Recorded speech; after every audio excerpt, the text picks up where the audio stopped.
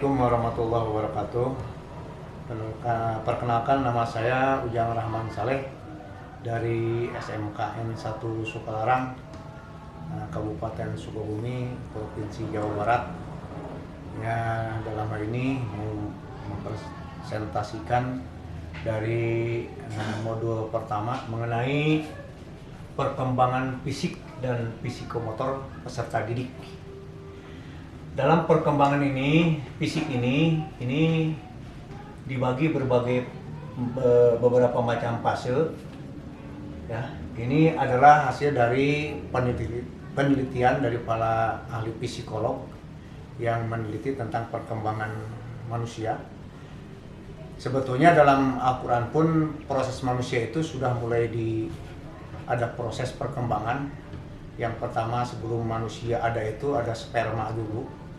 Lalu sperma bersatu dengan ovum dalam waktu 40 hari. Jadi sperma kemudian jadi alaqoh. Kemudian dari alaqoh jadi mudghah 40 hari. Setelah mudghah itu jadi tulang. Kemudian setelah tulang dibungkus oleh kulit, jadilah manusia dalam waktu 4 bulan, ya, 4 bulan. Jadilah manusia merupakan bentuk manusia yang sempurna yang disimpan oleh Allah dalam rahim seorang ibu. Nah, setelah proses itu, proses perkembangan dari rahim sampai nanti melahirkan. Ya. Maka setelah lahir, nah, manusia yang sempurna itu akan memiliki dua kekuatan, yaitu kekuatan fisik dan kekuatan motorik. Ya, jadi tidak memang ada yang lahir itu kadang-kadang fisik yang tidak sempurna dan motoriknya juga lemah, ya. Tapi ini kita tinjau dari fisik yang dianggap sempurna dan motorik yang sempurna.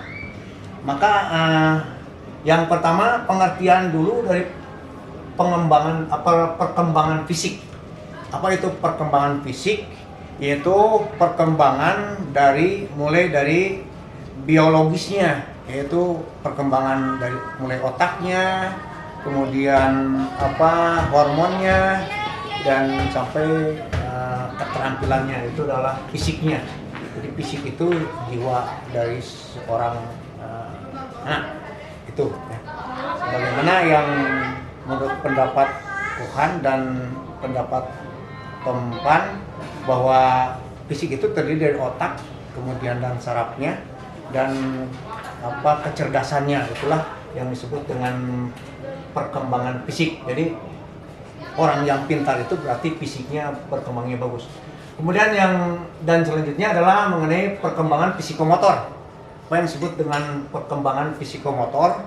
Perkembangan psikomotor adalah perkembangan gerak dari seorang anak itu, mulai bisa loncat. Kemudian memang gerak itu ada gerak halus dan gerak kasar. Gerak kasar itu seperti loncat, lari, kemudian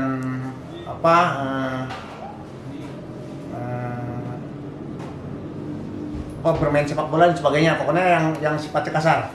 Kemudian yang sifatnya halus adalah gerak halus itu seperti memegang, merasa, meraba, dan melihat. Itu gerak yang halus. Kemudian yang selanjutnya adalah bagian B, karakteristik perkembangan fisik dan psikomotor peserta didik. Itu satu, perkembangan fisik pada masa anak-anak, yaitu dari masa 0 sampai 5. Ya. Pada masa perkembangan 0 sampai 5 ini adalah perkembangan anak itu mulai bisa bergerak, mulai bisa berjalan, kemudian bisa memegang itu, dan mulai dia mengerti dalam lingkungan kehidupan di keluarganya. Itu ada masa 0 sampai 5 gitu ya. Tuh, kemudian masa perkembangan fisik dari usia 5 sampai 11 itu adalah perkembangannya mulai adanya perkembangan ototnya, ya, mulai ada perubahan otot, kemudian mereka sudah bisa bicara, kemudian bisa ngerti apa yang diresponkan terhadap anak itu. Maka mereka sudah punya stimulus untuk menanggap apa yang disampaikan di lingkungan. Kemudian yang ketiga adalah perkembangan fisik dan psikomotor usia 8-9. Itu adalah terutama perubahan di dalam tubuhnya. Artinya perkembangan tubuhnya seperti adanya geraknya lebih sempurna, lebih cepat, ya, dan dia paham dengan lingkungan yang sekitarnya. Kemudian yang keempat adalah perkembangan fisik dan psikomotor di usia 10 sampai 11 tahun. 10 sampai 11 tahun. Nah, inilah mulai adanya perubahan dari fisiknya sendiri, kemudian dari suara sudah ada mulai berubah dan sudah merespon apa yang disampaikan terhadap dirinya. Jadi lebih berkembang, lebih sempurna lagi dibanding 8-9. Dan 11 itu udah ngerti dan paham apa yang disampaikan oleh yang memberi stimulus. Kemudian yang selanjutnya adalah yang kelima, perkembangan fisik pada masa remaja. Nah, perkembangan fisik pada remaja itu berarti sudah di atas 11 tahun, udah perubahan mulai suaranya, kemudian cara bicaranya, kemudian cara jalannya, dan mulai ada pertumbuhan bulu-bulu pada dirinya, ya, seperti pada berkumis gitu ya, kemudian dan lain sebagainya. Kemudian yang keenam adalah perubahan perkembangan fisik pada masa dewasa. Nah, perkembangan fisik pada dewasa artinya di sini sudah mapannya mereka sudah 5% dengan perkembangan seksualnya sudah sempurna di sini pada masa dewasa, ya. Nah, itulah yang bagian C, yaitu faktor yang mempengaruhi perkembangan fisik dan psikomotor. Yang pertama adalah faktor keturunan maupun faktor lingkungan. Di faktor keturunan ini otomatis sekaligus adalah memberikan keturunan bagaimana gen yang diturunkan terhadap anaknya. Juga faktor lingkungan akan berubah sikap dan mental anak dan lingkungannya. Kemudian yang kedua adalah faktor gizi. Memang untuk pembentukan pertumbuhan anak, baik pertumbuhan fisik maupun pertumbuhan psikomotor, gizi itu sangat penting karena bukan hanya pertumbuhan jiwanya, tapi kalau gizinya kurang, artinya kurang memenuhi, akan berpengaruh terhadap kecerdasan anak dan mental anak. Kemudian yang ketiga, gangguan emosional. Yang keempat adalah jenis kelamin.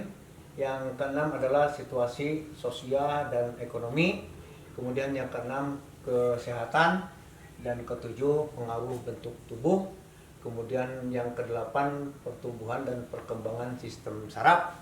Yang kesembilan, pertumbuhan otot. Dan kesepuluh, perkembangan dan perubahan fungsi kelenjar edoksin. Dan 11, perubahan struktur jasmani. Kemudian yang D adalah implikasi perkembangan fisik dan psikomotor peserta didik dalam pembelajaran. Dan yang E, contoh-contoh soal host. Dan F adalah tindak lanjut dalam belajar. Demikianlah ya resume yang saya bisa sampaikan. Mudah-mudahan ada manfaatnya, kurang lebihnya mohon maaf. Assalamualaikum warahmatullahi wabarakatuh.